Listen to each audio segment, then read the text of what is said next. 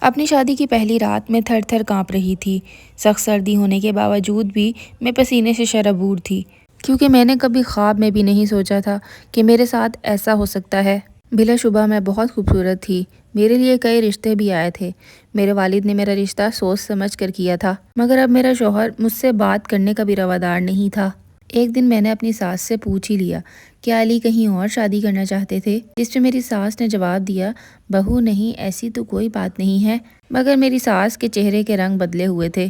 میری ساس نے مجھے کہا کہ میرا بیٹا شروع سے ہی کم گو ہے، اب یہ تم پر ہی ڈیپینڈ کرتا ہے کہ تم کتنی جلدی اسے اپناتی ہو۔ دیکھو بیٹا، اگر تم اپنے شوہر کے دل میں جگہ بنانا چاہتی ہو تو اس سے محبت کرو، اس کے علاوہ دوسرا کوئی راستہ نہیں ہے۔ مگر میں اپنی ساس سے کیا کہتی کہ کم گو ہونے میں اور کسی سے بیزاری ظاہر کرنے میں کتنا فرق ہوتا ہے۔ جیسے ہی رات ہونے لگتی تو میرا شوہر بے چین ہو جاتا اور کہتا کہ میں اپنے دوست کے پاس جا رہا ہوں۔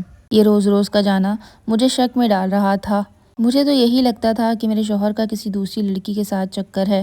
آج رات جب علی باہر گئے تو میں نے اپنی بہن کو فون کیا اور انہیں ساری حقیقت بتا دی۔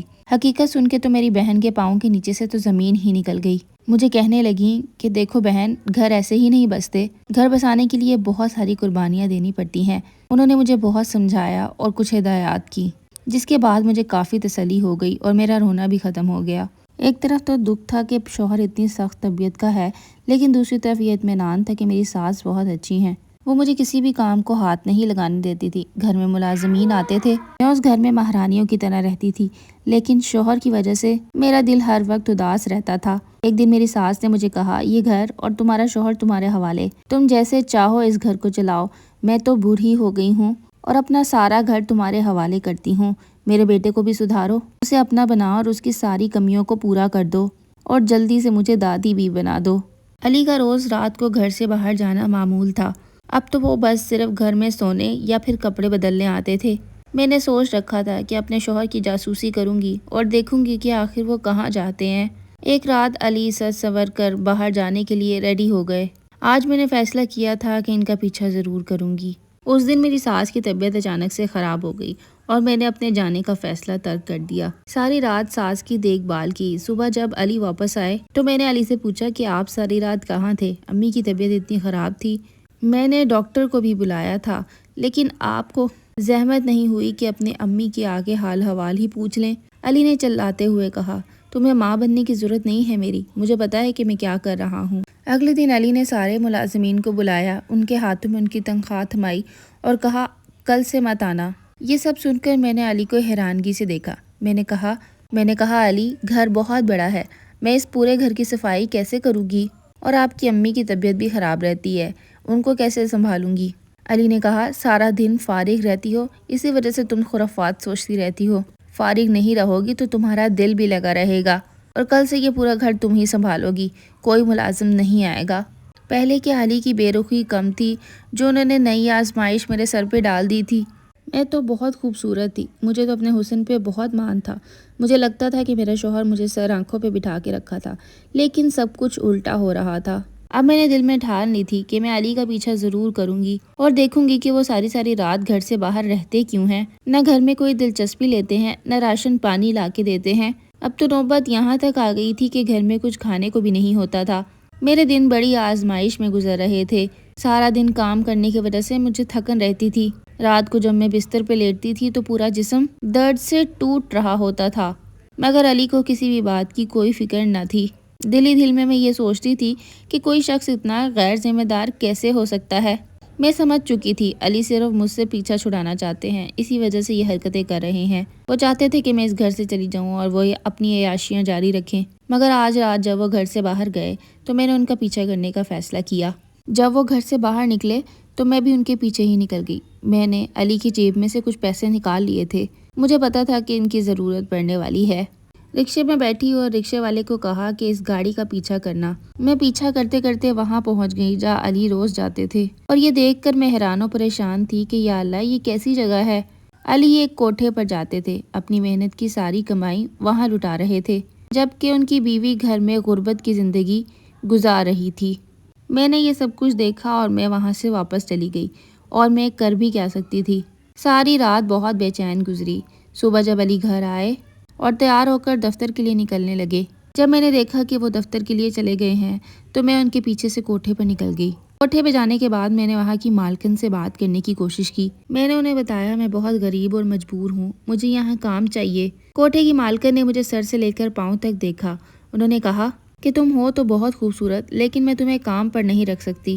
میں نے مالکن کو کہا آپ مجھے میری شرائط پہ رکھ لیں، میں آپ کو اپنی کمائی کا 70% دے دیا کروں گی۔ میری بات سن کر اس کے منہ سے لالچ ٹپکنے لگی۔ وہ بولی چلو ٹھیک ہے۔ کوٹھے کی مالکن نے مجھے کہا کہ تم رات کو 10 بجے آ جانا۔ اس وقت ایک بہت خاص قسم کا رقص ہوتا ہے اور اس وقت جو لڑکی رقص کرتی ہے وہ مجھے صرف 30% دیتی ہے۔ میں خوش ہو گئی تھی، واپس گھر آ گئی۔ آج رات مجھے پہلی بار کوٹھے پر رقص کرنے کے لیے جانا تھا۔ سخت سردی میں بھی میں پسینے سے شرابور تھی۔ آج رات جب میرا شوہر گھر سے باہر گیا تو میں بھی اس کے پیچھے ہو لی۔ کوٹھے کی مالکن میرا ہی انتظار کر رہی تھی اور میں مکمل نقاب میں آئی تھی۔ مجھے دیکھ کر جیسے مالکن پہ بجلی ہی گر گئی۔ اس نے بولا یہ کیسا مذاق ہے؟ اس نے کہا یہاں لوگ ادائیں دیکھنے آتے ہیں، دل دکھانے آتے ہیں، اور تم خود کو دیکھو، ایسا لگ رہا ہے کہ یہاں تبلیغ کرنے آئی ہو۔ میں نے مالکن کو کہا کہ آپ صرف مجھے آج کے دن کا موقع دے دیں، اگر میں پیسے اکٹھے کر پائی تو ٹھیک ہے، ورنہ کل سے میں نہیں آؤں گی۔ وہ مجبور تھی کیونکہ اس نے پہلی لڑکی کو بھی آنے سے منع کر دیا تھا۔ آج میں تماش بینوں کے سامنے تھی۔ گانا چلا دیا گیا اور میں رقص کرنے لگی۔ ڈرتے ڈرتے میرے پاؤں لرز رہے تھے۔ دیکھتے ہی دیکھتے میرے اوپر پیسوں کی بارش ہونے لگی۔ مجھے یہ امید نہیں تھی، اور سب سے زیادہ پیسے میرا اپنا شوہر پھینک رہا تھا۔ مجھے یہ دیکھ کر بہت حیرت ہوئی۔ جاتے ہوئے مالکن بولی کہ آج بہت پیسے ملے ہیں، ہر فرد تمہاری شرافت سے لطف اندوز ہو رہا تھا۔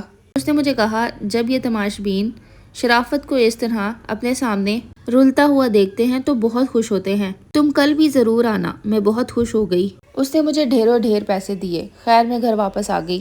صبح کو میرا شوہر بھی گھر واپس آ گیا۔ آج جب علی واپس آئے تو میں نے ان سے پوچھ ہی لیا علی آپ ہر رات کہاں جاتے ہیں؟ جس پر وہ غصے سے بولے میں ہر رات کوٹھے پر جاتا ہوں، کوئی تکلیف ہے تمہیں؟ مجھے وہاں جانا اچھا لگتا ہے، تم کیا کرو گی؟ لو اب میں نے تمہیں ساری حقیقت بتا دی ہے۔ میں نے امی کو منع بھی کیا تھا کہ میں نے شادی نہیں کرنی، پھر بھی انہیں زبردستی میری شادی کروا دی۔ میں تم سے بیزار ہوں، میں تمہارے ساتھ نہیں رہنا چاہتا۔ آج تم حقیقت سن چکی ہو، اگر جانا چاہتی ہو تو چلی جاؤ۔ مجھے کسی ماڈرن لڑکی سے شادی کرنی تھی، تم جیسی لڑکی سے نہیں۔ امی نے میری خواہش کا ذرا احترام نہیں کیا۔ یہ سب سن کر میرا دل ٹوٹ گیا تھا۔ اب میں بھی اپنے شوہر کے ساتھ نہیں رہنا چاہتی تھی۔ کچھ گھنٹے نیند لینے کے بعد میرا شوہر اپنے آفس کے لیے نکل گیا۔ میں نے سارے پیسے اٹھائے کیونکہ وہ اچھی خاصی رقم تھی اور ابو کے گھر چلی گئی۔ ابو مجھے دیکھ کے بولے اچھا کیا بیٹی گھر آ گئی، ہمیں تمہاری بہت یاد آتی تھی۔ ابو پہلے سے کمزور تھے۔ میرا دل کر رہا تھا کہ میں پھوٹ پھوٹ کے روؤں اور ابو کو سب کچھ سچ سچ بتا دوں، لیکن میں ایسا نہ کر سکی۔ ابو کا معصوم چہرہ دیکھ کر مجھے اپنے دل میں ندامت ہوئی کہ میں جو سب کچھ کر رہی ہوں وہ غلط ہے۔ یہ سب سوچتے ہوئے میں رات ابو کے گھر رکی اور صبح واپس چلی گئی۔ صبح جب گھر گئی تو ایک عجیب منظر دیکھا۔ وہ منظر یہ تھا کہ علی بہت زیادہ ڈرے ہوئے تھے۔ میں نے علی سے بارہا پوچھا آپ کو کیا ہوا ہے؟ علی اس دن آفس بھی نہیں گئے۔ میں نے سارا دن علی کا خیال رکھا، علی کو ہسپتال بھی لے کے گئی کہ شاید ان کی طبیعت کچھ زیادہ خراب ہے۔ ڈاکٹر نے چند دوائیاں دی اور انہیں ریسٹ کے لیے کہا۔ 1-2 دن علی نے خوب ریسٹ کیا اور وہ رات کو بھی نہیں گئے۔ اگلے دن میں نے علی سے پوچھا علی خیر تو ہے، آپ اتنا کیوں ڈر رہے ہیں اور رات بھر آپ روتے بھی رہے تھے؟ جس پر انہوں نے مجھے بتایا کہ اس عورت کی ڈیتھ ہو گئی ہے جس کا رقص وہ رات بھر دیکھتے تھے۔ ان کے دل میں کہیں سے یہ خیال آ گیا تھا اگر وہ بھی یہ رقص دیکھتے رہے اور صبح ان کی موت ہو جائے تو آخر وہ اللہ کو کیا منہ دکھائیں گے۔ اس لیے انہوں نے فیصلہ کیا تھا کہ اب وہ دوبارہ کبھی نہیں جائیں گے، کیونکہ جس عورت میں وہ دلچسپی رکھتے تھے اب وہ مر چکی تھی۔